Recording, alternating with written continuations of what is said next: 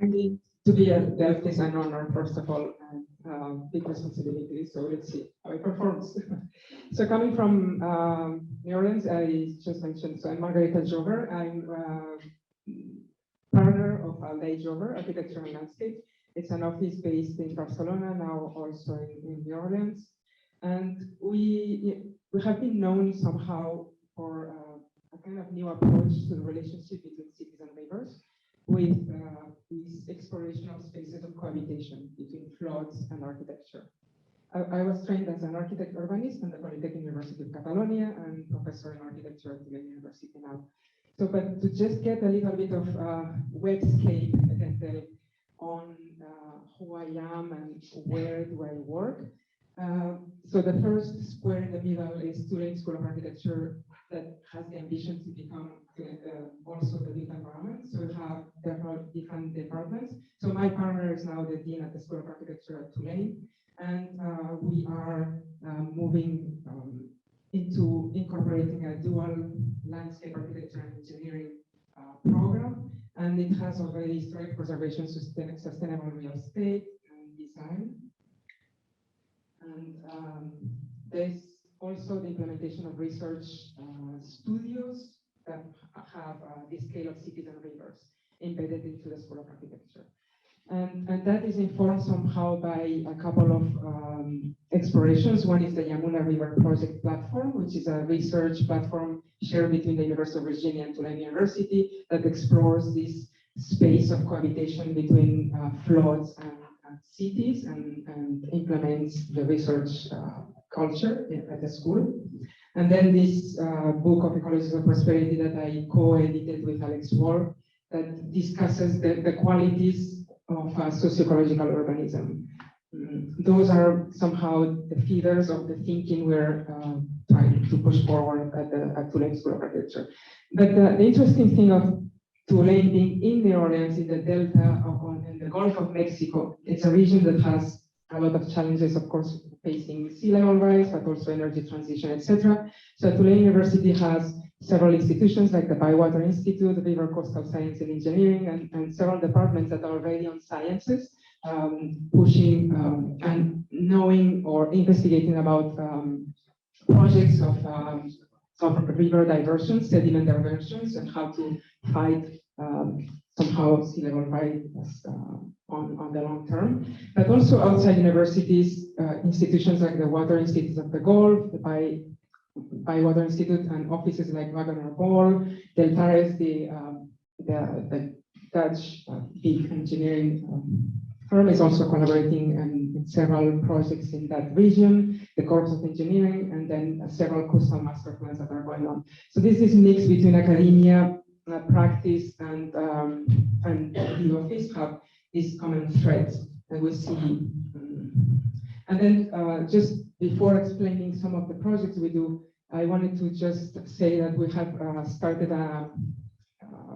we just got a grant of $250,000 to study exploring the Gulf Coast climate futures with the National Academy of Sciences, and studying this research studio that will last at least for 3 years, where we try to see from Houston to Mobile what are the big challenges, building on what has already been done, etc. So that's the National Academy of Sciences trying to ask us where the funding needs to go to advance agendas to adapt to climate change.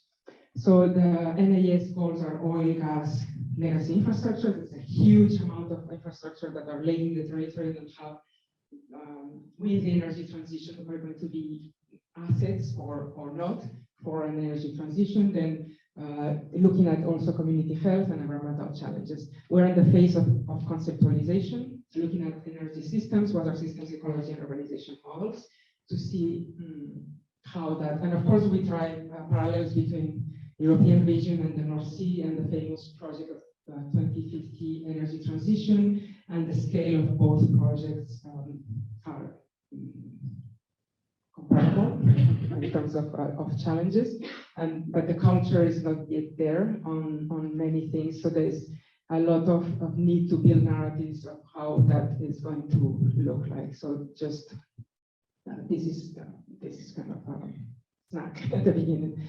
So looking at this, we, as mentioned, we have several projects from 1996. The office has now more than 25 years, but we've been looking at this research area that is about cities and rivers, and going to go through some of them.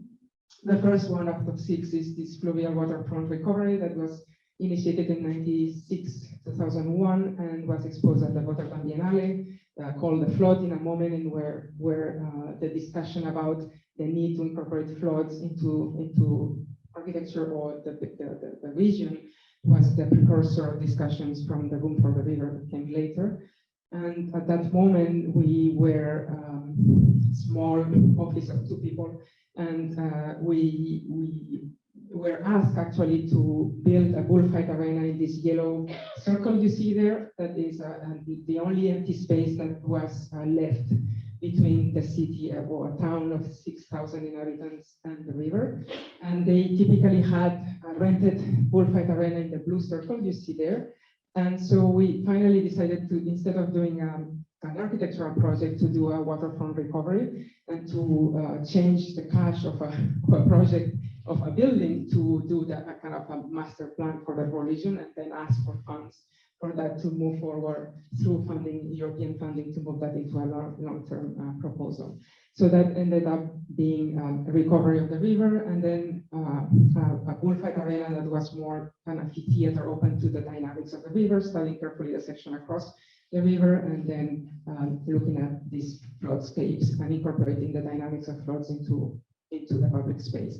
So studying, of course, the levels, the 3 levels, and deciding that the bullfight arena that was in the limits of legality of a building, that's why it's not a building, it's an amphitheater in a park, to be able to manage floods in and out.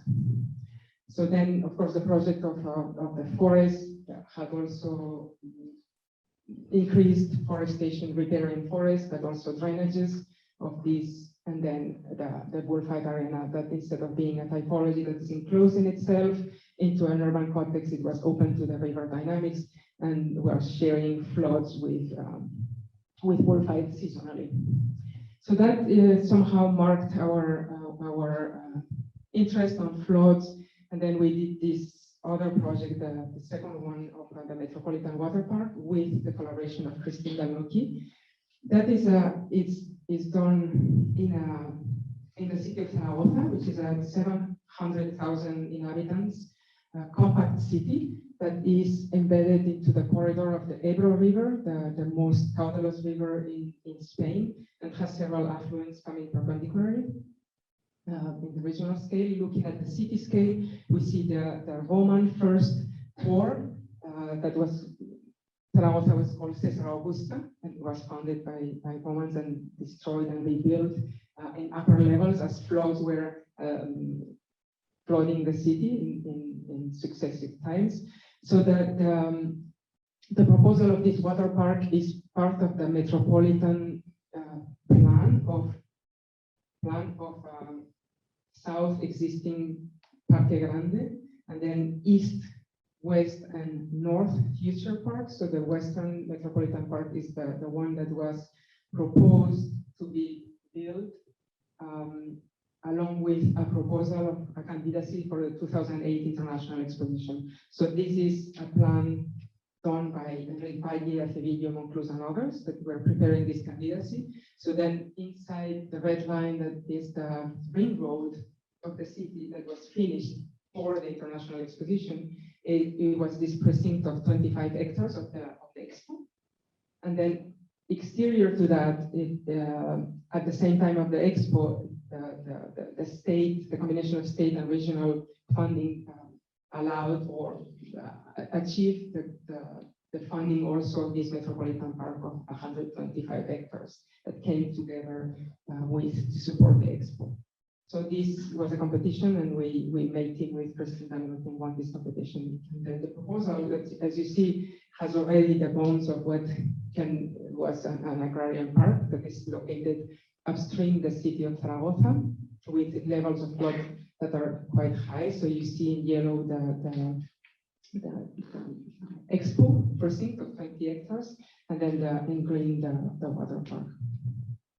So this water park was conceived as, first of all, as Christine Dunlopy always says, the landscape is not to be drawn, no? It's the result of a relationship between society and the territory, and this is a transformation of an existing plot structure that has its soils and its gravity and its micromanagement that we try to keep as much as possible, and as a result, the park inherits these soils and these horizons and also its geometry. And the project is mainly about turning down dikes on the edge of this meander to have access and more land to be flooded and self-maintained in its reforestation dynamic. Because of course, one of the main issues that every project has is the rainfall, the amount of rainfall we work with.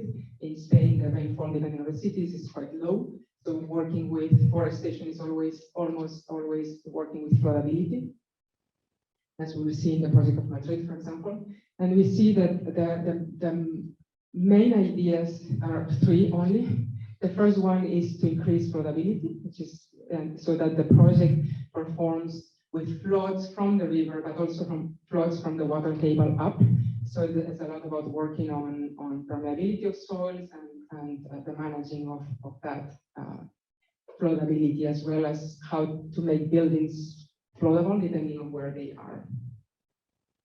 So we see how that, for example, in March 2015, the floods of the Brown River, but also the floods that came inside, especially in the southern part, that gets transparent because it's going up. This photo is taken, as you see, 2015. And you see the difference of color water with sediments and without sediments inside the park.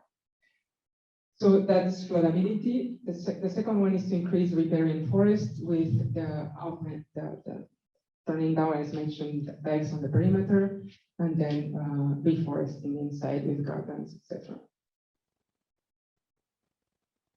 Which is the project of the phase one. Of course, because that wasn't made in 4 years, the process of managing the construction with parks, starting with the floodable forest in the perimeter, was the first phase. In addition to being a floodable and increased floodable surface, it's also integrating the water quality improvement in infrastructure, blue-green infrastructure inside the park as a skeleton for water improvement, but also for the construction of the landscape inside the park. So with a northern park with a grand canal starting to the north, sedimentation, and then horizontally is improving through the wetlands and the aqueduct the quality of water with phyto decoration, and then it gets into the navigable canals. And one of these narrow to the east canals serves a beach where you can bath with natural water at the end. And it starts also with arboretum of exotic plants that somehow keep citizens into the city. That this city is 300 kilometers away from the sea, and there's a lot of tourism in summer to go to the sea, and not everyone can afford it. So that's a kind of democratization of a beach for everyone that is on the park. So you have this infrastructure, the dikes, the forestation with a multi-species riparian species, of course, and then this quality of water that is improved across the park. And then, of course, the floodability, you see the paths that are flooded with water table up. So in terms of infrastructures, thinking about water infrastructures, but also the integration of mobility into the city, that comes often with new planting. This is the case of the new tramway of the city of Zaragoza that comes from north to south and is designed from facade to facade to increase this implementation of mobility with tramway, but also with bikes, so that the implementation of bikes, and in some cases, in some boulevards, the ambition of having this of the 19th century, of these boulevards where the trees act as facades, as in the case of one of these main avenues of the city that have reduced its car impact, introduced the tramway, and slow mobility and trees as three strategies for the space, which is this. And then the perpendicular roads are twisted to keep the street rhythm of trees that are recovered. The fourth one is, again, also with floodability of spaces, so floodability of forested or floodable forests, we call them, which is this meander in Pamplona. It's in the north of the city. And the city, as you see in the black and white image of the 50s, was in this plateau to the south of the image, at the bottom of the meander. And the northern part, which is the typical floodable land, it was agriculture. But as we moved to the 2000s and 90s, especially 90s, 2000s, all this northern part was urbanized. And suddenly the river became the backbone of the city. And so the municipality wanted to reconvert that into a structure of public space and reforest as much as possible along it. And so the park originally was all privatized because it was occupied by with agriculture, even though it was organic agriculture, one of the first one in Spain, in Pamplona. And was all occupied by illegal constructions, but also a lot of orchards. So from an ecological perspective, only we would have turned down the orchards at the tip of the meander to make room for the river from the tip of the meander inland.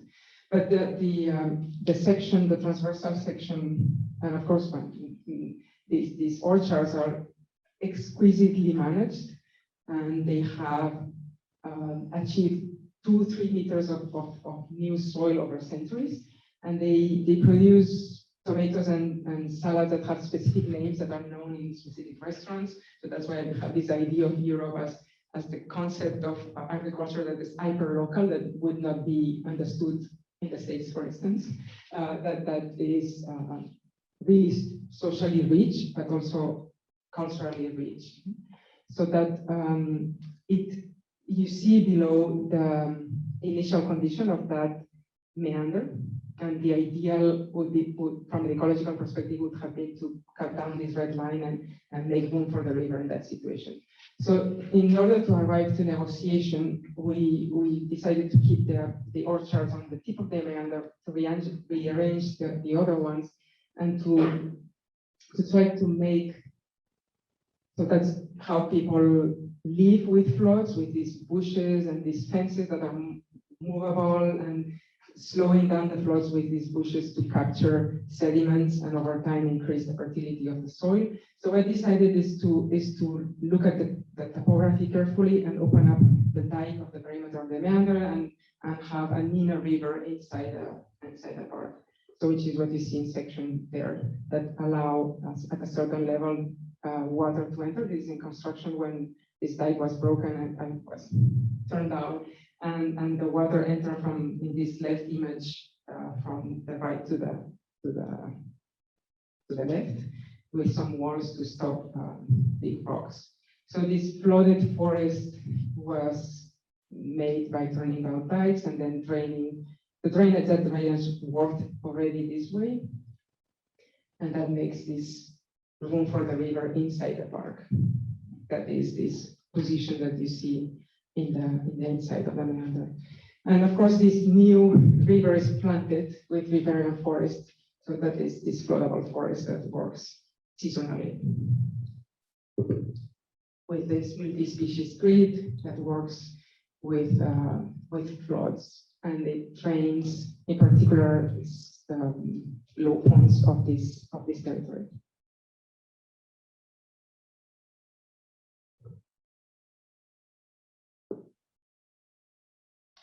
So that, along with that, there's several educational programs that refer to agriculture, organic agriculture. But what the ambition was mainly was to create this socio-ecological space, or this space of cohabitation between floods and people in the park. In terms of the big infrastructure of Madrid, that is an ongoing project that is part of the municipality project. that has to do with the green belt idea, that is connecting existing big forests across to recreate this green belt. We won the competition on part of it, which is what you see in the red square there. That is the intersection between the future green belt and the Manzanares River that runs from north to south. And the interesting thing about the green belt is that the municipality has, that in Madrid it defines as little as 400 millimeters, things to take into account if you want to make a big forest over time. And so the municipality has already a big plan for how to achieve that, which is connecting big existing parks like Casa de Campo, Monte El Prado, and other small patchworks of parks in the city, connecting them through additions of forested streetscapes or smaller parks, having new neighborhoods that are going to be built to achieve this idea. Of course, we all know the heat island effect problem and the need for increasing greenery in the city. So the municipality, with the lead of the Office of Strategic Projects in Madrid, has done these several parks with different competitions. So the northern, each park has a discourse or a winner entry with a certain discourse. And what is maybe for you to get oriented, let's see if I can see it.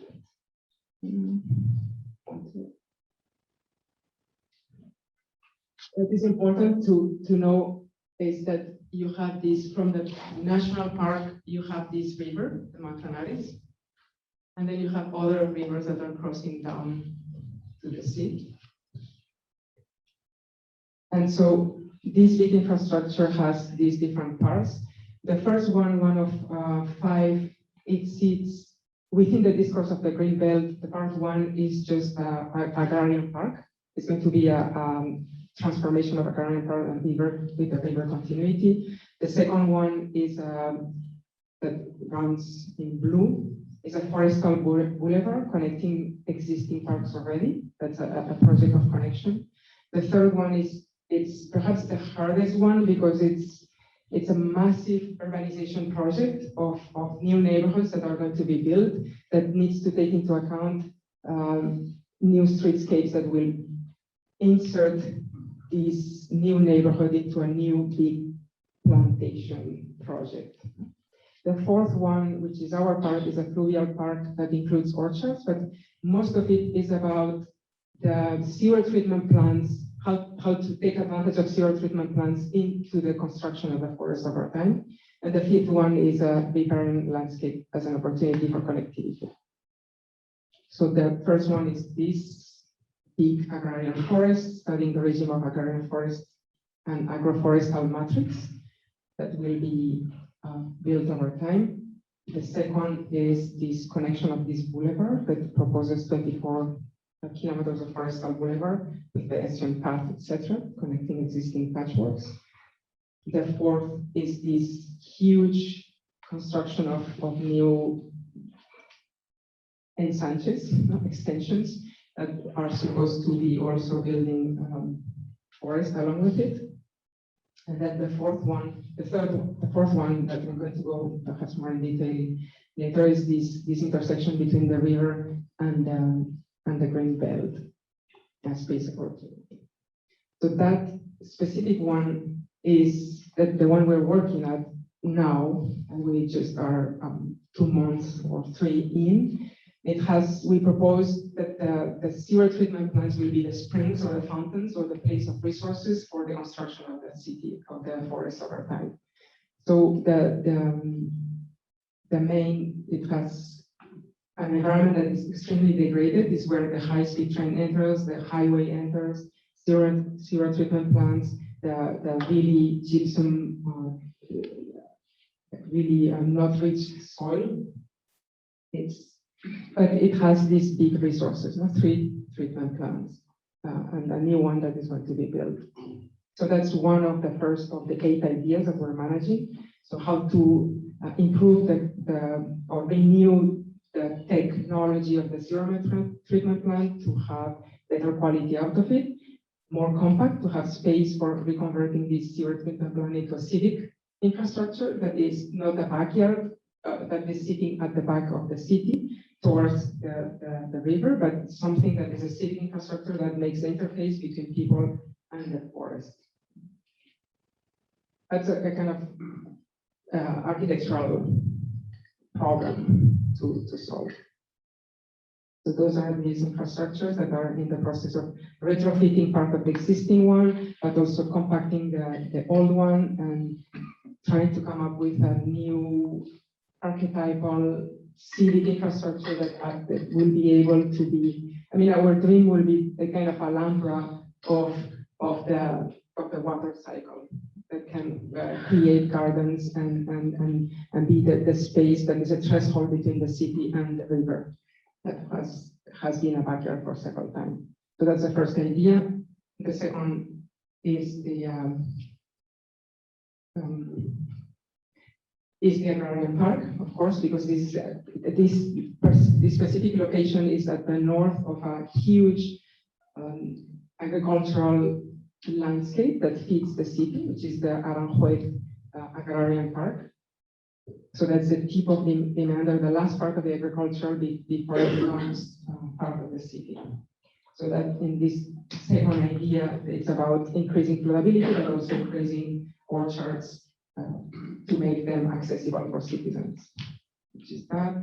The third idea is that there's a huge archaeological and architectural remains. There's a canal of the 17th century that is there already that can be retrofitted for different uses that are cultural, civic, etc. So that is this infrastructure. The fourth one is there's also a cattle trail of slow mobility that runs east-west, and it's a path of slow mobility that can be retrofitted and reused for slow mobility, but also for this cattle culture that still exists. And sometimes in Madrid, even you see the cattle crossing the city in some days of the year, which is this low mobility path that runs east-west. But of course, with this low mobility in east-west, you also have the obligation of transversally connecting cities across from north to south and increasing that across the highway, the M45. So fifth idea of 8. And then the sixth idea is this of retrofitting electrical substations, for example, and infrastructure that might come unused because there is a renovation of technical renovation because they decay or because there is a need of less of them. So there is an opportunity in the specific spot of retrofitting this electrical substation into a civic hub to make a place of entrance or interface between the city and the riparian confluence of river and forest, which is this hub social. And in the collective work of the different offices working on this forest, there's the ambition to have a catalog of types of forestation that might be used across, depending on the soil condition, the slope, and the orientation, etc. That's another of the ideas, and that will generate these different habitats on different places. And the last one, of course, is the socio-ecological corridor that is about increasing flowability to make room for this forestation to be fed, in addition to the water that comes from these sewer treatment plants. This series of turning down dikes, etc., that creates these spaces that are more flowable. I mean, now we have discussions with mosquitoes, of course. That is really, you flood some space like, well, we really don't want, but it's a way of getting space that will be kicking off in terms of dynamics, of natural dynamics. So 8 ideas based on large shared societal principles, a lot of guerrilla philosophy. There's this large project that do not have one idea, that have 8 ideas. 8 ideas are going with different speeds and different needs. It's like hard, like shifting or hurling a crowd of cats, trying to put them together in one single direction. So this is this project. And the last one has like some discussions about the Green Diagonal Park that doing with West 8 and Adrian Guza and his team. That the competition was about a linear park of 4 kilometers, but is as narrow as 100 meters. So what is a park if it's that narrow? And it was supposed to be built even on top of a roof, which is the covering of the high-speed train infrastructure. So the wise decision about the municipality was to, instead of building the station in Science Station, what's existing, is to build the high-speed train station in Sagrera, which is a place that was an open trench of less wealthy neighborhood, and to take this opportunity to develop this land and connect it transversally. So this proposal of the linear park on top of the covered infrastructure was transformed with the team West 8, Garcia, and ourselves into an idea that might come fruitful or not, which is this idea of the green diagonal of slow mobility that connects the river, Pesos, connects the sea with the mountains, with the Pyrenees Mountains, and understanding or considering the park as a threshold to access the larger territory as a whole, to connect with a path of slow mobility that will connect with the path of the network of metropolitan parks. So of course, at the scale of the neighborhood is that shape that has essentially an ambition of connecting transversally and building on the history of specific coexistence through connecting civic nodes, but also generating a set of fountains along. That it's the discourse of slow mobility in relation to the high-speed train mobility and also the intermodality in vertical between the different modes of transit that are happening at that trench. It's the ambition at the level of the city, but also at the level of the territory of this slow mobility path. At the level of the territory, you see that where you see the dashed blue line is where the green diagonal is located, which is at the edge of the Delta River, between the plain and the Delta, where the train arrives, when the aqueduct of the Romans arrive, and the limit of the floods occurred in the past.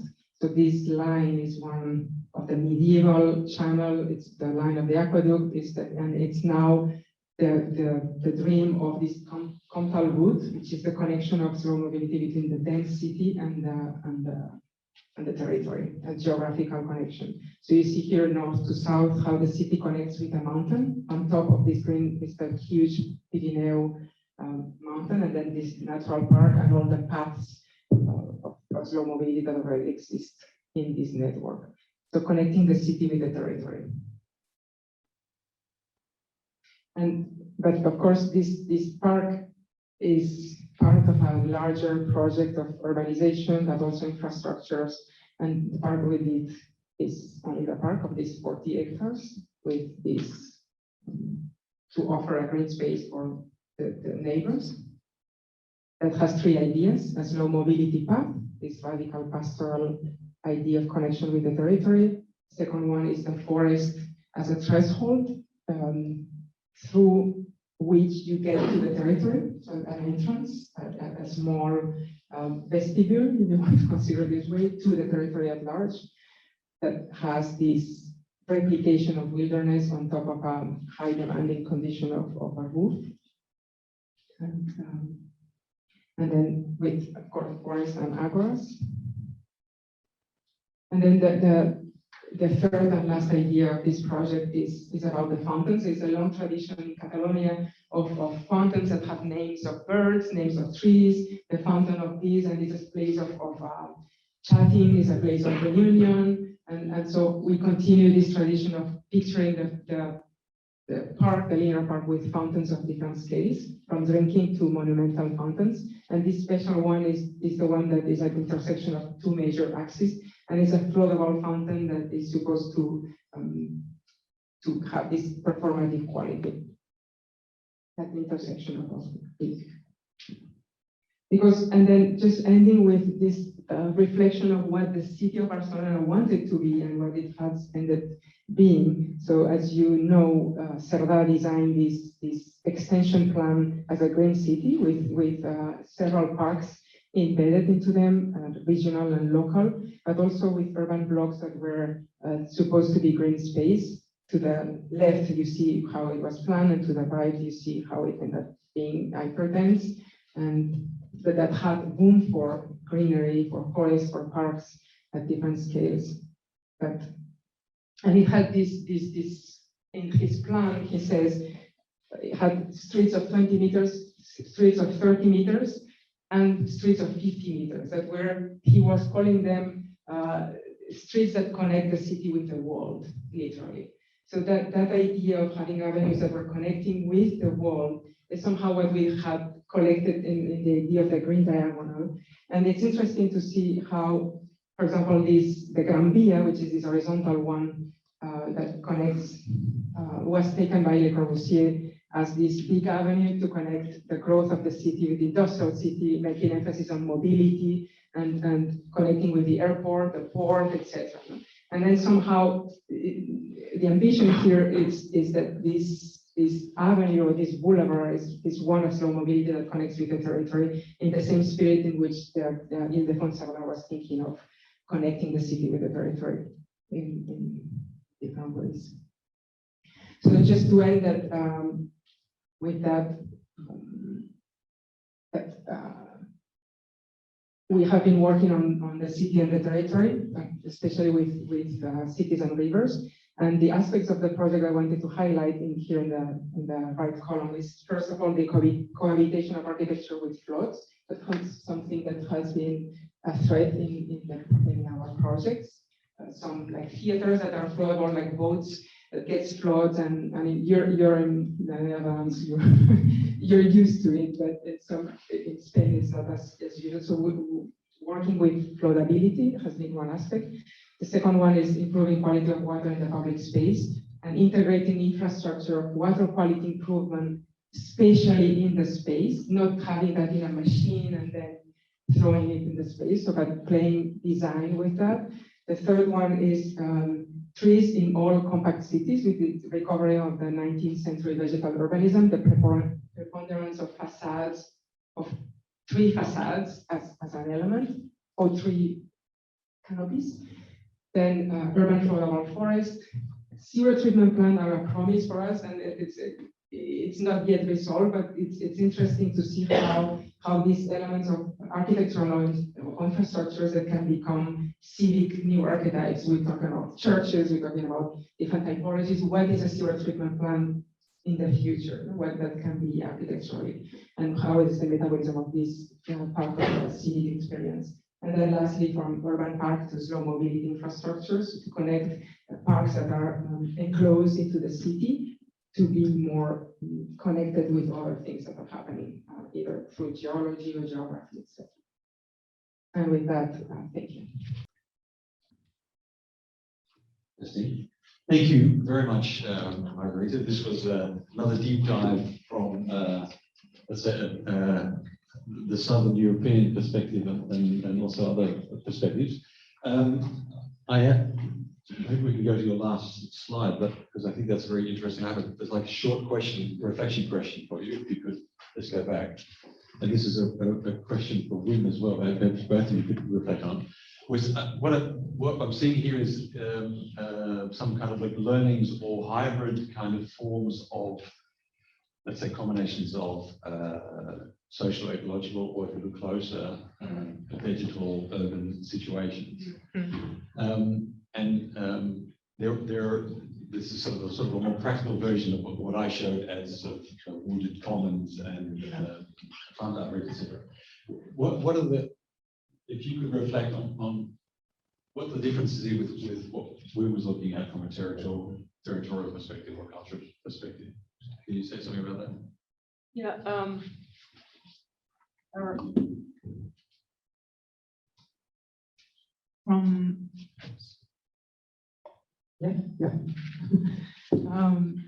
The territorial perspective, we haven't worked as intensively as in forestation. I think our projects in forest are linked to floods, because most of the times, even though in urban projects there's this vegetal urbanism that we have tried to implement in streetscapes, especially the vegetation as its own facade or its own characteristics. It's mostly about floodability and increasing floodability as a way of doing the project. And then the last one is more of connecting the city with its geography, its support, its structure, its topography, but also its rivers and its low mobility outside the city. That is something very European. Yeah. There's low mobility of the territory. And could you say that that's like, if we're talking about chances or opportunities or kind of potential threats for the future, that these two, the mobility and the flooding, are things which have a lot of, let's call them high potential, right. not just in a Southern European situation, but otherwise. Yeah, I think slow mobility is a really interesting one because I mean, the culture of car has taken space, but the substrate of the territory has often a lot of pedestrian paths. Bringing back those into the city or reorganizing mobility in a way to recover space for trees can be interesting path. So the reform of mobility, I think, is a bit.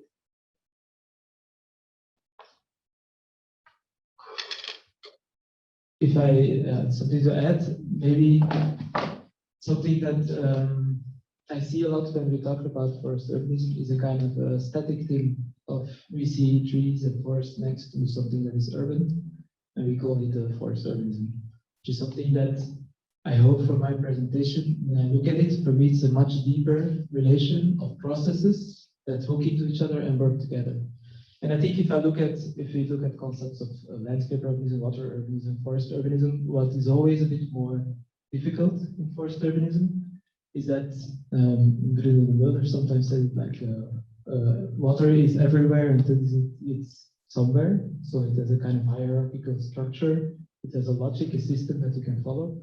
Forest is much more difficult because we kind of need it everywhere. It is in ecology everywhere. It takes on different shapes, but there seems to be a less clear clarity maybe to design with forest. So I think what I took from it, from my presentation, I see it as deep processes of urban and forest working together that informs you on how forest can move forward. And I think in Margarita's presentation, it's also very much about what is the system that feeds the forest. And for that, we need other things to feed into it. We need systems of flooding, we need systems of soil movement that allows the reconversion. So I think the forest, in a sense, then becomes kind of its own counter advocate because it doesn't have a clear purpose, but it has a purpose everywhere. So it hooks on to every system without sometimes being a system of its own.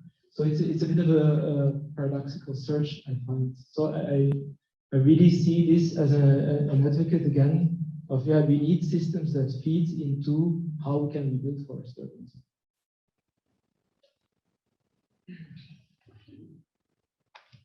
Well, maybe then a question in that regard, what makes a forest? Because in a way, when you look to a forest from a spatial perspective, it always has a kind of area, density of trees, canopy cover, etc. But from an ecological perspective, it is like the relation between soil hydrology and plant communities related to it. From a production point of view, it's like harvesting goods in different ways or as a form of agriculture. So I think when you look into, let's say, these mechanisms, you'll find also clues to incorporate it into urban design or landscape architecture design. So I wonder, what is your idea about that? Or it's a question to you both, actually. Would you like to take a shot at that, either of you? Some thinking time. I feel like that you've explained a bit what I was trying to say. So I feel like because it hooks into different systems. What is the meaning of the forest? So for me, but I could let's chat on a bit more though, because I think the potential is so it's everything in its it isn't everything in that sense. But what if, is there a next level where we can think of it as a different thing, or as a more appropriate thing, as a kind of a vehicle, spatially, systematically? Because advocate of the devil, you could say when we plant a tree, then it's good. So we all agree on that. But does it make a forest? That's, I think, conceptually something very different. And I think when we get a grip or let's say define these elements which make up a forest, then we find ourselves also more clues to tie into the systems you are referring to and make it operational for urban planning, regional design, or whatever you want to call it.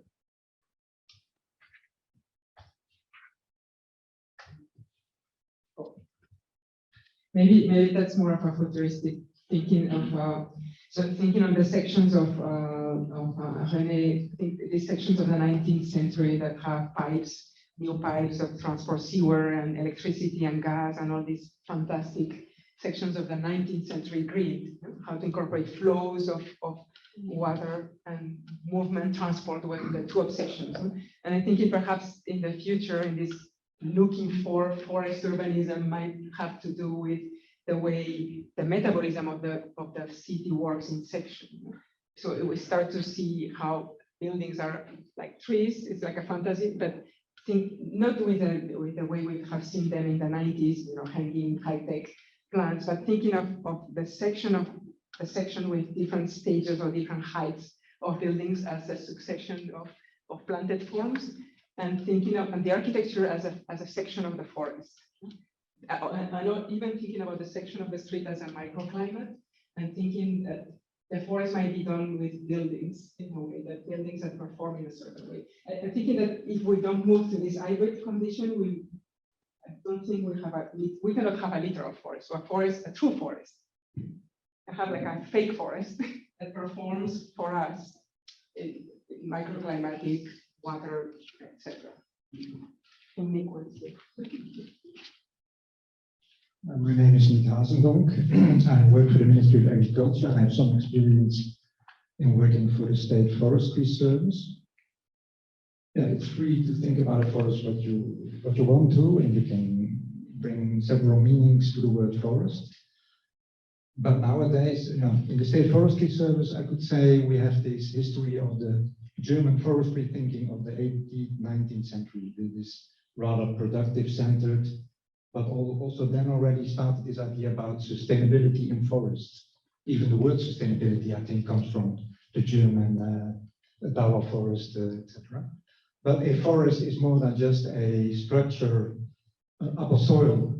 When you talk about sections, you should think about always the soil, like all ecology does, and this living environment of at least several layers of plant typologies in one community. So this living soil in the Netherlands, we don't have this original forest living because we have destroyed all the soils. They aren't almost living anymore. So, and we have only some relics of older forests with good soils.